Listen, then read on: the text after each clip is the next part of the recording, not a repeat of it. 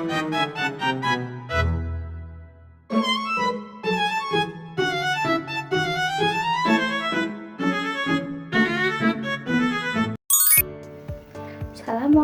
warahmatullahi wabarakatuh. Alhamdulillah, puji syukur kita panjatkan kehadirat Allah Subhanahu wa Ta'ala, karena atas rahmat dan karunia-Nya, saya Nurul Fadilah dengan NIM 2441104028182, mahasiswa UIN Saisu kelas 2 PAID. Video ini sebagai bagian dari ujian akhir semester mata kuliah Sejarah Kebudayaan Islam di Madrasah. Pada kesempatan kali ini, saya akan menyampaikan review artikel yang saya buat bersama anggota lain yang berjudul Bahasa Banyumasan sebagai Media Dakwah, Sebuah Tinjauan Historis. Artikel ini kami pilih karena membahas bagaimana bahasa lokal dalam hal ini, bahasa ngapak atau yang disebut dengan khas Banyumas, dapat digunakan sebagai sarana dalam menyebarkan ajaran Islam secara damai dan membumi, sesuai dengan nilai-nilai budaya setempat. Nah, buat kamu yang penasaran bagaimana bahasa lokal seperti bahasa Banyumasan bisa menjadi sarana dakwah yang efektif, tonton terus video ini sampai selesai ya. Nah, masuk bagian yang pertama. Bagian pertama ini mencakup latar belakang. Nah, di dalam artikel ini mengangkat kekayaan budaya Banyumas, terutama dari segi bahasanya. Bahasa Banyumasan atau yang disebut bahasa ngapak bukan hanya alat komunikasi sehari-hari, tapi juga menjadi media penyebaran nilai-nilai Islam. Hal ini didasari oleh karakter bahasa Banyumasan yang lugas, akrab, dan sangat dekat dengan kehidupan masyarakat. Nah, sehingga cocok digunakan dalam dakwah yang membumi.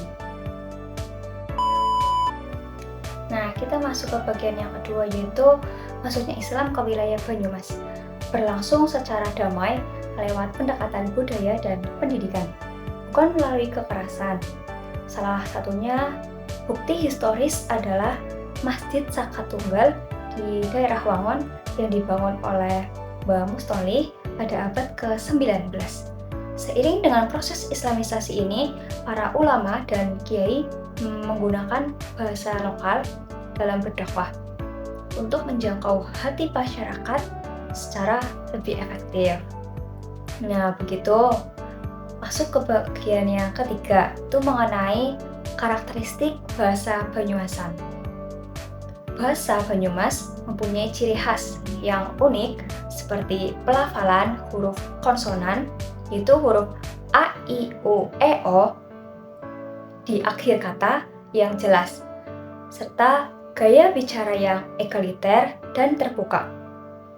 Masyarakat Banyumas dikenal jujur, polos, dan humoris, dan itu semua tercermin dalam bahasanya. Karena tidak terlalu terikat dengan tingkatan bahasa seperti krama dalam bahasa Jawa lainnya, itu seperti kayak bahasa ngapak sangat bersambungan atau menyambung untuk dakwah yang bersifat akrab dan tidak kaku gitu. Selanjutnya ke bagian yang keempat, itu mengenai tantangan dakwah berbasis bahasa lokal. Nah, meski potensial dakwah yang berbasis budaya dan bahasa lokal ini tidak lepas dari tantangan, yaitu contohnya seperti modernisasi dan globalisasi membuat masyarakat lebih tertarik dengan luar. Selain itu, masih kurang literasi dakwah dalam bahasa ngapak. Itu juga termasuk bagian dari kendala atau problematikanya. Tapi justru disinilah itu peluang dakwah bisa dikembangkan dengan cara baru yang tetap menjadi identitas budaya lokal.